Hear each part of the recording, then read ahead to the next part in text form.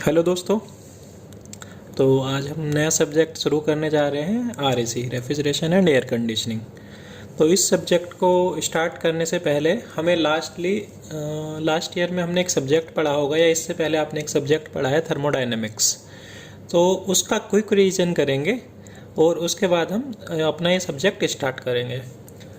तो रिवीजन करने के लिए थर्मोडायनेमिक्स बेसिकली क्या है। थर्मोडायनेमिक्स में हमने पढ़ा the science that encompasses the study of energy, its transformation and relationship amongst the various physical quantities और properties of a substance which are affected by और कॉज दीज ट्रांसफॉर्मेशंस। मीन्स क्या है, thermodynamics एक ऐसी science है जिसमें हम energy की स्टडी करते हैं और इसके ट्रांसफॉर्मेशन मीन्स इसके एक फॉर्म से दूसरे फॉर्म में ट्रांसफॉर्म होने के बीच क्या रिलेशंस हैं, उन चीज़ों की स्टडी करते हैं। और जो एनर्जी जब एक फॉर्म से दूसरी फॉर्म में ट्रांसफ़र होती है तो किसी भी सब्सटेंस या किसी भी ऑब्जेक्ट की बात करें तो उसकी कुछ प्रॉपर्टीज़ होती है। उसकी प्रॉपर्टीज़ में क्या चेंज आता है एनर्जी के एक फॉर्म से दूसरी फॉर्म में ट्रांसफ़र होने में, ये सारी जो चीज़ें स्टडी करेंगे हम, वो थर्मोडायनेमिक्स में करते थे। तो थर्मोडायनेमिक्स में बेसिकली हमने काफ़ी सारे नियम, लॉज स्टडी किए थे और काफ़ी सारी छोटे छोटे पॉइंट्स थे थर्मोडायनेमिक्स में, जो एक बार हम फिर से रिवाइज कर लेते हैं। जैसे कि यहाँ पर लिखा हुआ है सिस्टम। सिस्टम क्या होता है? बेसिकली एक सिस्टम एक वो रीजन है जो हमने कंसीडर किया है जिसमें हम किसी भी एनर्जी का ट्रांसफ़र कंसीडर कर रहे हैं, या किसी भी वर्क को, हीट को या मास फ्लो को जिस पर्टिकुलर रीजन में कंसीडर कर रहे हैं वो आपका सिस्टम होता है, जो कि सराउंडिंग से एक एनवेलप कह सकते हैं, या कोई भी एक बाउंड्री क्रिएट की है हमने, वो अलग होता है। लाइक जैसे मैंने यहाँ पे एक ये बाउंड्री क्रिएट कर दी है, ये बाउंड्री हमने क्रिएट की यहाँ पर, तो इसके अंदर का जो पार्ट है इसको हम कहेंगे सिस्टम, और इस बाउंड्री के बाहर का जो पार्ट है उसको हम कहेंगे सराउंडिंग्स। और ये जो है हमारी सिस्टम और सराउंडिंग्स को जो चीज़ अलग कर रही है उसको हम कहेंगे बाउंड्री। तो सराउंडिंग्स भी क्लियर हो गया आपका। The space and matter external to the thermodynamic system और outside boundary is called the surrounding. और जो सिस्टम और सराउंडिंग जब हम दोनों को एक साथ कंसीडर करेंगे कभी भी, तो उसको हम कहेंगे यूनिवर्स। होल यूनिवर्स को एक साथ कंसीडर करें, सिस्टम प्लस सराउंडिंग को, तो मिला के बनेगा हमारा यूनिवर्स। तो हमने यहाँ पे थर्मोडायनेमिक्स में पढ़ा था हमारे 3 टाइप्स के सिस्टम्स होते थे, एक क्लोज सिस्टम, एक ओपन सिस्टम और एक आइसोलेटेड सिस्टम। क्लोज सिस्टम में क्या होता था, केवल हीट या energy can be transferred, heat या work can be transferred from system to surrounding और surrounding to system. Open system में क्या होता था, energy plus mass both can transfer from system to surrounding और सराउंडिंग टू सिस्टम। और isolated system में क्या होता था, आइसोलेटेड सिस्टम में हमने जो हमारा सिस्टम है उसको इंसुलेटेड कर दिया, ये एक मैंने ऐसे दिखाया करके, तो यहाँ पे इंसुलेट कर दिया है, तो इसमें neither energy nor mass can be transferred. तो इसमें ना तो एनर्जी का ट्रांसफर हो सकता है सिस्टम से सराउंडिंग में, या सराउंडिंग से सिस्टम में, ना ही मास का। तो इसी में आगे एक डेफिनेशन देख लेते हैं वर्क की। वर्क क्या होता है, work is done by a system if the sole effect on the surrounding could be raising of weight. ऐसे ही आगे एक डेफिनेशन देख लेते हैं हीट की। Heat is defined as the form of energy that is transferred across the boundary. जैसे कि यहाँ पे हमने सिस्टम को कंसिडर किया है 3 टाइप्स के, यहीं से आप हीट की डेफिनेशन भी जनरेट कर सकते हैं। across the boundary of a system at a given temperature to another system at a lower temperature by virtue of temperature difference। Means heat जब भी एनर्जी का transfer due to temperature difference होगा, higher temperature से lower temperature की तरफ होगा, तो उसको हम क्या कहेंगे, हीट ट्रांसफर हो रही है। इसी में आगे पढ़ते हैं, हमने पढ़ा था एक चीज़ प्रॉपर्टी। प्रॉपर्टी क्या है, किसी भी सिस्टम, किसी भी सब्सटेंस या किसी भी ऑब्जेक्ट, जो भी हम कोई भी पर्टिकुलर एलिमेंट कुछ भी कंसिडर कर रहे हैं, उसकी कुछ अपनी प्रॉपर्टीज़ होती हैं जिनको हम मेज़र कर सकते हैं। Measurable characteristic describing the system that depends on the state of the system and is independent of the path of by which the system arrived at given state. Minimum 2 properties are required for defining state of system. Means यहाँ पर आपको बताया गया है हम किसी भी system की बात करें तो किसी भी सिस्टम को हम कैसे डिफाइन करेंगे, उसकी हम कुछ प्रॉपर्टीज़ बताएंगे। लाइक एग्जाम्पल ले लीजिए, मैं बात करूँ आपकी ही किसी भी एक पर्सन की, तो आपकी कुछ आइडेंटिटी होगी, कुछ आपकी कुछ प्रॉपर्टीज़ क्वालिटीज़ होगी कि आपकी हाइट इतनी है, आपका वेट इतना है, आपकी शेप, आपका कलर इस टाइप का है, तो ये आपकी प्रॉपर्टीज़ होगी। ऐसे ही किसी भी हम सिस्टम की बात कर रहे हैं तो उसकी कुछ प्रॉपर्टीज़ होगी कि वो पर्टिकुलरली 100 डिग्री सेंटीग्रेड टेम्परेचर पे है, या उसका प्रेशर इतना है, उसका वॉल्यूम इतना है। इस टाइप से ये जो प्रॉपर्टीज़ हुई ये आपकी सिस्टम की प्रॉपर्टीज़ हुई। तो हम किसी भी सिस्टम को डिफाइन करेंगे तो हम बताएंगे उस सिस्टम के बारे में कि इसका temperature, pressure, volume, entropy, extractor, जो भी आपकी प्रॉपर्टीज़ है ये इनकी वैल्यूज़ बताएंगे। तो उसकी एक तरीके से सिस्टम को डिफाइन करेगी ये प्रॉपर्टीज़। और प्रॉपर्टीज़ में जैसे हमारा एक सिस्टम है, कहिए यहाँ पर ये पहले था पॉइंट 1 या स्टेट 1 पर, ये पॉइंट 1 से पॉइंट 2 पर चला गया। तो इसने एक पाथ ये फॉलो किया आपका, इस पाथ को मैं कह देता हूँ, चलिए ये पाथ है A to B। ये पाथ इसने फॉलो किया A to B जाने के लिए इसने ये वाला पाथ फॉलो किया, एक ये वाला पाथ फॉलो किया, पाथ C, सॉरी यहाँ पर पाथ A बोल देते हैं इसको पाथ बोलते हैं हम B, 1 to 2 स्टेट जाने में। तो जो हमारी प्रॉपर्टीज़ है स्टेट 1 पर जो प्रॉपर्टीज़ है और स्टेट 2 पर प्रॉपर्टीज़ है, ये दोनों प्रॉपर्टीज चेंज है। चाहे तो आप पाथ A को फॉलो करके जाए, चाहे आप पाथ B को फॉलो करके जाए स्टेट 2 पर। तो जो हमारी प्रॉपर्टीज़ है वो इस चीज़ पे डिपेंड नहीं करती है कि आप किस रास्ते आए हैं। लाइक इसको इस तरह से समझिए सिंपली, यहाँ कोई पर्सन है, अभी वो इस पॉइंट पे है, उसकी मंजिल है ये पॉइंट नंबर 2, यहाँ पे उसको पहुँचना है। अब इसके यहाँ 1 से 2 पर जाने के लिए किसी भी पर्सन के पास 2 रास्ते, 3 रास्ते, 4 रास्ते, काफ़ी सारे रास्ते हो सकते हैं। तो हमें फाइनली पहुँचना कहाँ है, पॉइंट 2 पर। बस हमें हमारी जो मंजिल है वो मैटर करता है, जो स्टेट 2 है वो मैटर करती है कि उस पर प्रॉपर्टीज सेम होगी। आप किसी भी रास्ते से पहुँचे, चाहे आप पाथ A फॉलो करें या पाथ B फॉलो करें। क्लियर है? तो प्रॉपर्टी ये होगी आपकी प्रॉपर्टीज। प्रॉपर्टीज में 2 टाइप की प्रॉपर्टीज हो सकती है। एक प्रॉपर्टीज होती है independent of mass, like temperature, pressure, और दूसरी प्रॉपर्टीज होती है आपकी एक्सटेंसिव प्रॉपर्टी, जो कि सिस्टम के मास पे डिपेंड करती है, लाइक डेंसिटी। क्लियर है? स्टेट भी मैंने बता दिया आपको, स्टेट क्लियर होगी। स्टेट एक पर्टिकुलरली कोई एक यूनिक पॉइंट है जहाँ पर उस पॉइंट पर किसी भी आपकी सब्सटेंस की प्रॉपर्टी फिक्स होगी। Unique condition of the system eight an instant of time described bye its properties. Process को कह सकते हैं, ये जो हम पाथ जो मैंने यहाँ पे बताया आपको, पाथ जो फॉलो किया इसी को प्रोसेस बोलते हैं। एक पॉइंट से या एक स्टेट से दूसरे स्टेट पर जाने में जो हमने पाथ फॉलो किया वो है प्रोसेस। यानी कि कोई भी पर्सन था, वो किसी स्टार्टिंग पॉइंट पे था, उसको अपनी फाइनल डेस्टिनेशन या मंजिल पे पहुंचने पे उसने जो रास्ता चूज किया, वो जो रास्ता उसने फॉलो किया, ये मीन्स उसने कौन सा प्रोसेस फॉलो किया, ये हो गया आपका प्रोसेस। प्रोसेस के बाद बात करते हैं हम साइकिल की। साइकिल में है क्या, साइकिल में हमारा कोई भी स्टेट थी, पर्टिकुलरली कोई भी स्टार्टिंग पॉइंट था, हमने बहुत सारे प्रोसेस किए, बीच में बहुत सारी स्टेट्स अचीव की बीच में। सपोज यहाँ पर जैसे कि मैंने दिखाया, यहाँ पर हमने स्टार्ट किया 1 से, ठीक है, 1 से 2 पे गया, 2 से 3 पे गया, 3 से 4 पे गया, 4 से 5 पे गया, 5 से वापस 1 पे आ गया।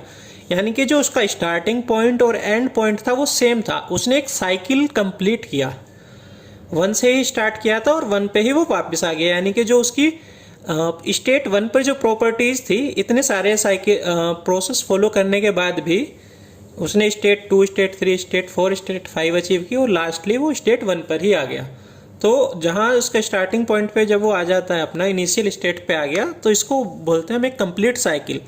हमें मिनिमम 2 प्रोसेस की रिक्वायरमेंट होती है एक साइकिल को कंप्लीट करने के लिए। लाइक यहाँ से 1 से 2 पे गया, ये हो गया आपका एक प्रोसेस, और 2 से वापस 1 पे आ जाता, तो ये हो गया आपका सेकंड प्रोसेस। यानी कि मिनिमम 2 प्रोसेस तो चाहिए ही, एक किसी साइकिल में 2 प्रोसेस तो होंगे ही, और उससे ज़्यादा कितने भी प्रोसेस हो सकते हैं। क्लियर है? ये हो गया आपका साइकिल। हाँ, तो इसी में हम आगे बात करते हैं वर्क की। वर्क आपका दो टाइप का हो सकता है, एक बाउंड्री वर्क और एक सॉफ्ट वर्क।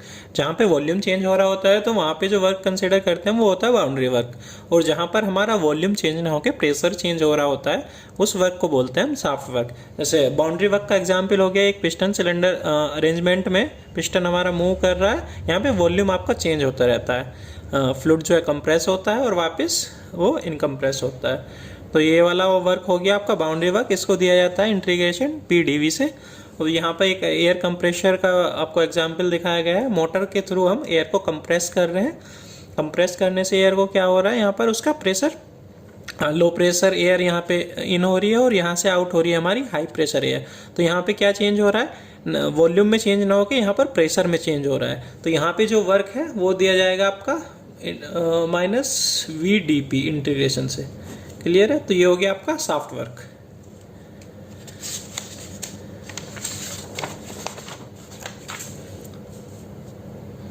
इसी में आगे पढ़ते हैं laws of thermodynamics. Basically thermodynamics के 0th law, 1st law, 2nd law और 3rd लॉ, 3 लॉ आपने पढ़े होंगे पहले भी, तो उसी को एक बार क्विकली रिवाइज कर लेते हैं। 0th लॉ में क्या होता था हमारा, 0th लॉ में होता था अगर कोई हमारी बॉडी ए वो इक्विलिब्रियम में है बॉडी बी के साथ और ए बॉडी इक्विलिब्रियम में है बॉडी सी के साथ, तो बी और सी आपस में ऑटोमेटिकली इक्विलिब्रियम में होंगे।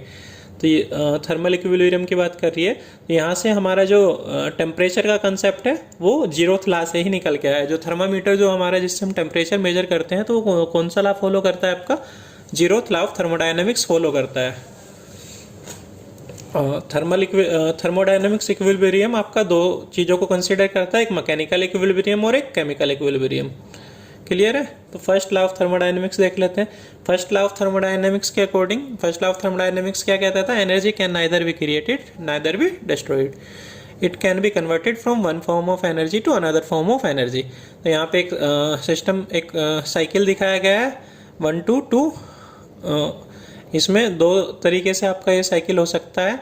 1 to 2 गया, पाथ ए फॉलो किया और पाथ बी से वापस आ गया साइकिल में, या 1 to 2 गया यहाँ पर, पाथ ए फॉलो किया और पाथ सी फॉलो करके वापस अपनी स्टेट 1 पर आ गया।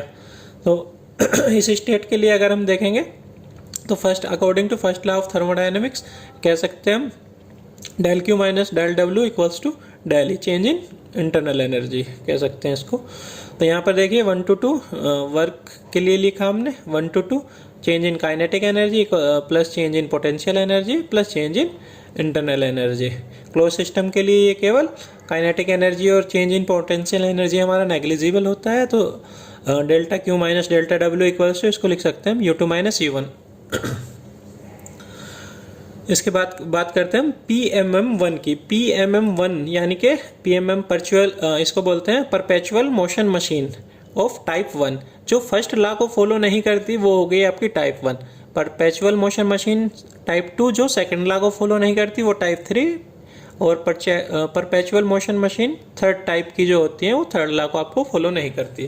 तो PMM1 जो मशीन है हमारी perpetual motion machine type 1 is not possible which gives continuous output for infinite type without any input। Means ये क्या कह रहा है कि ये मशीन, ऐसी कोई भी मशीन बनानी पॉसिबल नहीं है जो कि हमें लगातार आउटपुट देती रहे, कुछ भी लगातार वर्क देती रहे, और जिस विदाउट एनी इनपुट, यानी कि जिसको हम कुछ भी इनपुट नहीं दे रहे हैं, कोई भी फ्यूल यूज नहीं कर रहे हैं या कोई भी हीट सोर्स हमारे पास नहीं है और उससे हमें कंटिन्यूसली वर्क मिल रहा हो, तो ऐसी कोई भी मशीन बनानी पॉसिबल नहीं है। PMM2 क्या कहती है हमारी, PMM2 भी ये भी पॉसिबल नहीं है, कोई भी ऐसी मशीन पॉसिबल नहीं है जो कि 100% इफ़िशियंसी देती हो, यानी कि जितनी हमने इसको हीट या एनर्जी दी उस टोटल एनर्जी को वो कन्वर्ट कर दे आपकी वर्क में, वर्क आउटपुट में। ऐसी मशीन बनानी पॉसिबल नहीं है। हर मशीन में कुछ ना कुछ लॉसेस ज़रूर होते हैं, इसी वजह से आपकी कोई भी मशीन 100% इफ़िशियंट नहीं हो सकती है। PMM3 क्या कहती है, machine not having any friction losses and damping factor and works continuously for infinite time due to its inertia। ऐसी भी कोई मशीन बनानी पॉसिबल नहीं है जिसमें कोई भी फ्रिक्शन लॉस या डैम्पिंग फैक्टर ना हो और जो अपने इनर्शिया यानी कि अपने वेट के कारण हमें कंटिन्यूसली वर्क करती रहे। लाइक हमने एक बॉल है, जैसे कि बॉल को हमने ज़मीन पे पटक दिया, तो स्टार्टिंग में हमने उस पर कुछ फोर्स लगाया, यानी कि कुछ इनपुट दिया, तो क्या वो फर्स्ट टाइम पे जितना उछलती है बॉल पटकने के बाद, लगातार बार बार उतना ही नहीं उछलती रहेगी। ऐसी कोई भी बॉल बनानी, या कोई भी, ये बॉल यहाँ पे एक तरीके से मैंने कोई एक सब्सटेंस या इसको कोई भी मशीन कह लीजिए आप, ऐसी कोई भी मशीन बनानी पॉसिबल नहीं है जो कि एक बार पटकने के बाद, यानी कि अपने वेट के कारण, इनर्शिया फोर्स के कारण ही लगातार बार बार उतनी ही हाइट तक उछलती रहे। धीरे धीरे क्या होगा, वो बॉल उछलेगी, धीरे धीरे उसकी जो हाइट है वापस उछलने की कम होती जाएगी। इसके बाद पढ़ लेते हैं हम कुछ प्रोसेस जो थे हमारे, isothermal process, isobaric process, isochoric process, polytropic process और एडियाबैटिक प्रोसेस। ये कुछ सिंपल से प्रोसेस है जो थर्मोडायनेमिक्स में आपने पढ़े होंगे। आइसोथर्मल प्रोसेस में पीवी डायग्राम पे कैसे शो करते हैं, ये 1 to 2 ये आपका आइसोथर्मल प्रोसेस है। इसमें टेम्परेचर कांस्टेंट होता है। यहाँ पे पीवी इक्वल्स टू एमआरटी लिख सकते हैं या पीवी इक्वल्स टू सी लिख सकते हैं। पीवी इक्वल्स टू एमआरपी आपने आइडियल गैस इक्वेशन पढ़ी होगी, ये पीवी इक्वल्स टू एमआरटी वही है। आइसोबैरिक प्रोसेस में क्या होता है आपका, आइसोबैरिक नाम से पता चल रहा है, बैरिक यानी कि प्रेशर, आइसो मतलब यानी कि कांस्टेंट, यहाँ पे आइसो मतलब कांस्टेंट, थर्मल में यानी कि टेम्परेचर, यहाँ पे टेम्परेचर कांस्टेंट था, यहाँ पे आइसोबैरिक में क्या हो गया, प्रेशर कांस्टेंट हो गया। ये 1 to 2 लाइन दिखाई दे रही है आपको पीवी डायग्राम पे। यहाँ पे स्टेट 1 पे भी प्रेशर आपका पी ही है और स्टेट 2 पे भी आपका प्रेशर पी ही रहेगा, तो यहाँ पे आपका प्रेशर कांस्टेंट हो गया, तो इसको V/T इक्वल्स टू कांस्टेंट लिख सकते हैं, ठीक है। यहाँ पे आपका ये देखिए थर्ड प्रोसेस आइसोकोरिक प्रोसेस लिखा है इसको, यानी कि आइसोकोरिक प्रोसेस यानी कि constant volume process. Constant volume process में देखिए 3 to 4 एक लाइन दिखाई गई है, 0.3 और 0.4 तीनों पे ही वॉल्यूम हमारा कांस्टेंट है एकदम, ये सीधी लाइन है, तो इसको हम P/T इक्वल्स टू सी लिख सकते हैं, यानी कि P/T इक्वल्स टू कांस्टेंट, यहाँ पर वॉल्यूम कांस्टेंट है। इसके बाद बात कर लेते हैं पॉलीट्रोपिक प्रोसेस की। ये 1 to 2 जो आपको लाइन दिखाई गई है यहाँ पर PV लाइन है, ये P है, ये V है, तो PV की power n equals to constant लिखेंगे, तो ये होगा आपका पॉलीट्रोपिक प्रोसेस। और PV की power gamma equals to constant लिखते हैं, तो ये होता है आपका एडियाबैटिक प्रोसेस। गामा की वैल्यू होती है 1.4 और n की वैल्यू यहाँ पर 1 से 1.4 तक कुछ भी हो सकती है पॉलीट्रोपिक प्रोसेस में। एडियाबैटिक प्रोसेस में गामा की वैल्यू क्या हो जाती है आपकी, फिक्स रहती है 1.4। और आइसेंट्रोपिक प्रोसेस में आपकी क्या होता है, एंट्रोपी कॉन्स्टेंट रहती है। अगर आपका एडियाबैटिक आइसेंट्रोपिक प्रोसेस होगा तो उसमें आपकी एंट्रोपी भी कांस्टेंट रहेगी। इसी में आगे देख लेते हैं second law of thermodynamics. Second law of thermodynamics में दो स्टेटमेंट थे आपके, नाम से ही आप इसको याद रख सकते हैं। सेकंड यानी कि दूसरा नंबर का लॉ है सेकंड लॉ ऑफ थर्मोडायनेमिक्स। इसके दो स्टेटमेंट है, एक आपके केल्विन प्लैंक स्टेटमेंट है और एक है Clausius statement. Kelvin Planck statement क्या कहता है, it is impossible to construct a device that will operate in a cycle and produces no effect other than the raising of a weight and exchange of heat with a single reservoir. ये कहता है कि ऐसा कोई भी device या कोई भी मशीन बनानी इम्पॉसिबल है जो कि आपको खाली वर्क आउटपुट दे और एक ही रिजर्वोयर्स का यूज करके वर्क करती रहे। जैसे कि यहाँ पर सपोज इसमें क्या कहा गया है, हमारे पास दो रिजर्वोयर, एक T1 और एक T2। ये हाई टेम्परेचर पे है, ये लो टेम्परेचर पे है। अगर यानी कि यहाँ पर क्या कह रहे हैं हम, ऐसी कोई भी मशीन पॉसिबल नहीं है अगर ये सेकंड रिजर्वोयर हमारे पास नहीं है, यानी कि यहाँ से जो T1 से जो एनर्जी ली हमारी Q1, ये टोटल एनर्जी Q1 क्या है, वर्क में कन्वर्ट हो जाए। ये तो पॉसिबल नहीं है, ऐसी कोई भी मशीन पॉसिबल है ही नहीं जो 100% आपकी इफ़िशियंट हो, जितनी भी एनर्जी हमने दे रहे हैं उसको उतना ही वो वर्क दे दे, तो ऐसी मशीन पॉसिबल है ही नहीं। क्लैसियस स्टेटमेंट क्या कहता है, जो सेकंड स्टेटमेंट है इसका, it is impossible to construct a device that operate in a cycle and produces no effect other than the transfer of heat from a cooler body to hotter body. ऐसे भी कोई machine बनानी possible नहीं है जिससे low temperature से high temperature पर हम हीट ट्रांसफर कर सके विदाउट एनी एक्सटर्नल वर्क।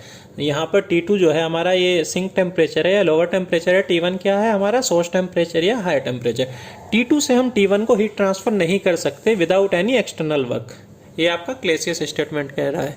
इन दोनों में से कोई सा भी एक स्टेटमेंट सेकंड लॉ को बताने के लिए सफिशिएंट है। अगर कोई सा भी एक स्टेटमेंट फॉलो नहीं होता है तो ऑटोमेटिकली दूसरा स्टेटमेंट भी फॉलो नहीं होता है। इसके बाद गैसेस एंड वेपर्स के बारे में कुछ आप पढ़ लीजिए, क्योंकि यहाँ आपका रेफ्रिजरेशन एंड एयर कंडीशनिंग में काफ़ी यूज होने वाला है। Gases, air, moist air, vapour, ये सब क्या होती है आपको क्लियर होना चाहिए यहाँ पर। आपने केमिस्ट्री में भी पढ़ा होगा ये सब चीज़ें, थर्मोडायनेमिक्स में पढ़ी होगी उसके बाद। अभी आप यहाँ पे भी एक बार इसको रिवाइज कर लीजिए। एक पीवी डायग्राम पे आपको दिखाया गया है, ये एक कर्व बनाया गया है, इसके टॉप पे क्या होता है, क्रिटिकल पॉइंट बोलते हैं इसको।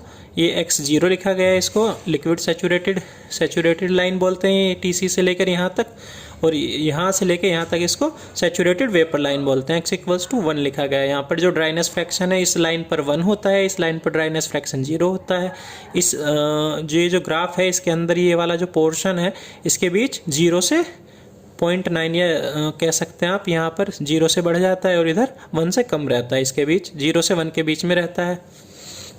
Clear, the vapour is a gas when the temperature is greater than the twice of critical temperature.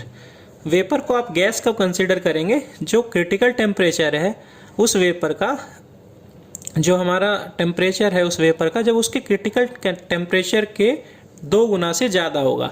जब हमारा वेपर का temperature is greater than twice of critical temperature, तब आप उसको एक गैस कंसिडर कर सकते हैं। क्रिटिकल टेम्परेचर ऑफ वाटर, ये आपको याद होना चाहिए। आपके काफ़ी सारे न्यूमेरिकल्स आएंगे, उसमें दिया भी हो सकता है, नहीं भी दिया हो सकती है इसकी वैल्यू, तो ये आपको याद रहनी चाहिए। कितना होता है, 373.95 डिग्री सेंटीग्रेड या 647.1 केल्विन कह सकते हैं आप इसको। Water can be considered as gas at which temperature, जबकि ये हमारा 2 गुना ऑफ क्रिटिकल टेम्परेचर होगा या उससे ज़्यादा होगा, या 2 × 647.1 1294 1294.2 केल्विन या 1021.05 डिग्री सेंटीग्रेड पे हम वाटर को एज ए गैस कंसिडर कर सकते हैं। Any vapour below 10 kilo pascal pressure can be considered as a gas. जब भी किसी वेपर का प्रेशर 10 किलो पास्कल यानी कि एटमॉस्फेरिक प्रेशर से कम होगा, तब भी हम उसको आइडल गैस कंसिडर कर सकते हैं। Therefore in air conditioning the water vapour can be considered as ideal gas but not in the case of steam power plant, because steam power plant में क्या होता है, हमारा वेपर का जो प्रेशर रहता है वो हमेशा 10 मेगापास्कल से ज़्यादा रहता है और मैक्सिमम टेम्परेचर कितना रहता है, 640 डिग्री सेंटीग्रेड रहता है। और एयर कंडीशनिंग में क्या रहता है, हमारा वेपर का प्रेशर हमेशा 10 किलो पास्कल से कम रहता है। तो ये तो हो गया आपका क्विक एक रिवीजन कर लिया हमने थर्मोडायनेमिक्स का। आगे की क्लास में हम इंट्रोडक्शन स्टार्ट करेंगे रेफ्रिजरेशन एंड एयर कंडीशनिंग का आपका। इसमें किसी को कोई डाउट हो तो वो कमेंट सेक्शन में पूछ सकता है, या आपके पास पुराने आपके नोट्स या बुक्स होगी थर्मोडायनेमिक्स में, एक बार आप उसको रिवाइज कर लीजिए। क्योंकि अभी तक क्या था, आपने थर्मोडायनेमिक्स में हमने जो भी पढ़ा था वो सब लॉज थे, नियम थे। अभी क्या होगा, हम जब RAC में पढ़ेंगे तो उन सब नियम्स का एप्लीकेशंस पढ़ेंगे, उनको अप्लाई करेंगे उन नियम्स को जो भी आपने पढ़े हैं अब तक थर्मोडायनेमिक्स में। तो आपको बेसिक आपके क्लियर्स होने चाहिए, जो आपके लॉज थे वो एटलीस्ट आपको पता होने चाहिए। ऐसा नहीं कि ये कहाँ से आ गया सर, RAC में जब उसका इम्प्लीमेंट होगा, आपकी एप्लीकेशंस होगी उन्हीं नियम की। तो एक बार आप ये कोई रिवीजन यहाँ पे देख लीजिए, आपके पास नोट्स होंगे, बुक्स होगी थर्मोडायनेमिक्स से, एक बार आप उसको देख लीजिए। नेक्स्ट क्लास में हम RAC का इंट्रोडक्शन स्टार्ट करेंगे। Okay, thank you.